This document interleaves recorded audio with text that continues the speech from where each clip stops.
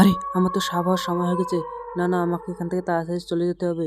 বন্ধু তুই একটু থাক, আমি আসছি, তুই থাক। আমাকে না বলে প্রতিদিন কোথায় যায় আজকে তাই দেখবো একটু চলো ভাই।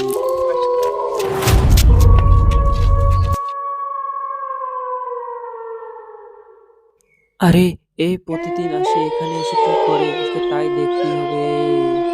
আরে এখানে তো কেউ নেই, এখানে আমি সাপটা হয়ে যাই।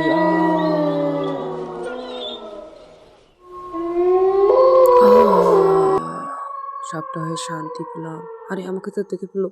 না না, ওকে মারতেই হবে।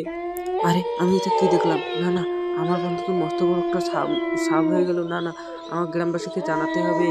চলো। আরে আমাকে তো দেখে ফেললো। না না, ওকে মারবো না, কি করবো? সবাই কমেন্টে এসে জানাবেন। আর ভালো লাগলে লাইক কমেন্ট সাবস্ক্রাইব করতে ভুলবেন না প্লিজ।